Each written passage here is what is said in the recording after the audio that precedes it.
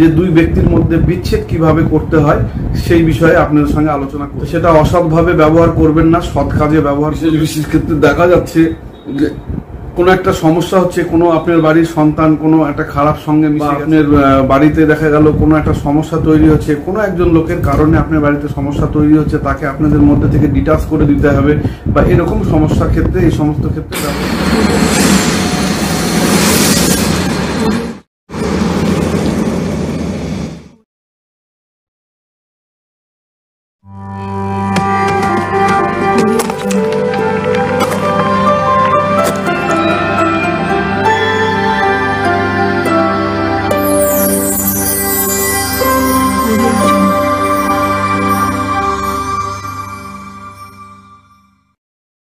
নমস্কার, আমি জ্যোতিষ ও তন্ত্রোক্ত শিব সাধক ও অঘোর সাধক আচার্য শ্রী শেখর শাস্ত্রী। আমার ফিউচার গাইডলাইন চ্যানেলের সময় সৌভাগ্য অনুষ্ঠানে আপনাদের সকলকে জানাই স্বাগতম।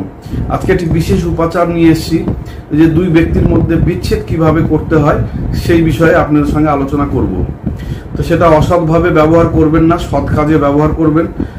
বিশেষ ক্ষেত্রে দেখা যাচ্ছে যে কোনো একটা সমস্যা হচ্ছে, কোনো আপনার বাড়ির সন্তান কোনো একটা খারাপ সঙ্গে মিশে গেছে বা আপনার বাড়িতে দেখা গেল কোনো একটা সমস্যা তৈরি হচ্ছে, কোনো একজন লোকের কারণে আপনার বাড়িতে সমস্যা তৈরি হচ্ছে, তাকে আপনাদের মধ্যে থেকে ডিটাচ করে দিতে হবে বা এরকম সমস্যার ক্ষেত্রে এই সমস্ত ক্ষেত্রে ব্যবহার করবেন। কোনো রকম প্ল্যান করে শত্রুতামূলকভাবে কারো সঙ্গে এই প্রয়োগটা করবেন না, করলে কিন্তু এটা ফিডব্যাক আপনাকেই পেতে হবে, তার ফল আপনাকেই ভোগ করতে হবে। চিন্তা ভাবনা করে করবেন। কাজটি কি করতে হবে? বিড়ালের পায়খানা জোগাড় করতে হবে, সে পায়খানাটা শুকনো পায়খানা হতে হবে। আর ইঁদুরের পায়খানা জোগাড় করতে হবে, সেটি শুকনো পায়খানা হতে হবে। এই বিড়ালের পায়খানা আর ইঁদুরের পায়খানা এই দুটো জোগাড় করা হলো। আর দর্জির দোকান থেকে নীল রঙের কাপড় চুরি করে নিয়ে আসতে হবে, দর্জিকে না বলে নিয়ে আসতে হবে। অল্প একটু কাপড় নিয়ে আসতে হবে ওই পায়খানাটাকে মোড়ানোর জন্য নিয়ে আসতে হবে। সেটা দর্জিকে না জানিয়ে চুপ করে নিয়ে আসতে হবে, বলে নিয়ে আসলে কাজ হবে না। আর সাদা কাগজের মধ্যে দুজন ব্যক্তির নাম লিখতে হবে, দুজন ব্যক্তির নাম লিখতে হবে। নাম লিখে লাল কালি দিয়ে দুজন ব্যক্তির নাম লিখতে হবে, লিখে এক টানে এরকম করে কেটে দিতে হবে লাল কালি দিয়ে। সেটি নিয়ে আপনাকে শ্মশানে যেতে হবে, নিজের শরীর বন্ধ করে, গা বন্ধ করে শ্মশানে যেতে হবে। অবশ্যই গা বন্ধ করতে হবে, বন্ধ করে শ্মশানে যেতে হবে। গিয়ে ওটা কর্পূর দিয়ে পোড়াতে হবে, কর্পূরের আগুন দিয়ে আপনাকে ওটাকে পোড়াতে হবে। পোড়ানোর পর যে ছাই হবে, সে ছাইয়ের সঙ্গে শ্মশানে পড়ে থাকা একটা কয়লার টুকরা ওর মধ্যে ছাইয়ের মধ্যে নেবেন।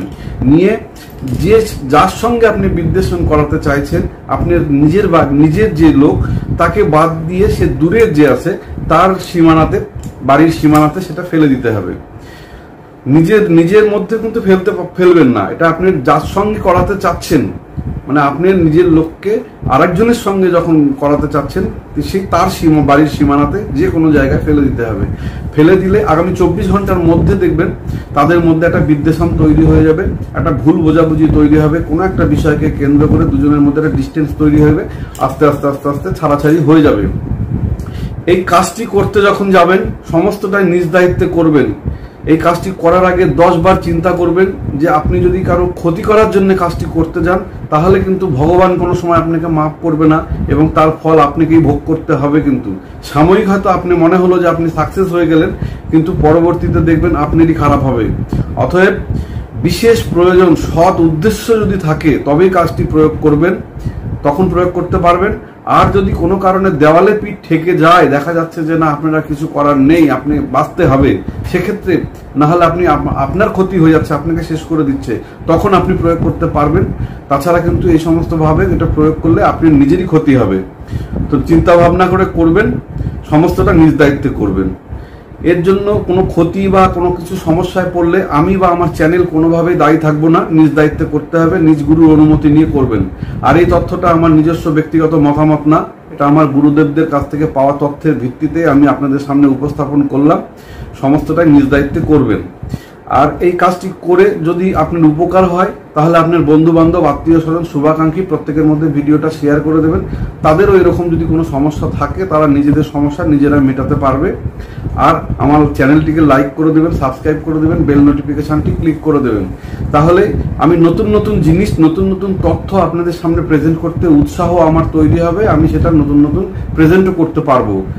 আরেকটা কাজ কি হবে, আর যে আমি ভিডিওটা আপডেট করব সেই ভিডিওটা সবার প্রথমে নোটিফিকেশন আপনার কাছে চলে যাবে, সেই ভিডিওটাই হয়তো আপনার জীবনের মোড় ঘুরিয়ে দিতে পারে। তো আজকে আমার অনুষ্ঠান আমি এখানে শেষ করছি, পরবর্তী অনুষ্ঠানে আবার দেখা হবে। ততক্ষণ সকলে ভালো থাকবেন, সবার মঙ্গল কামনা করে এখানেই শেষ করলাম। নমস্কার।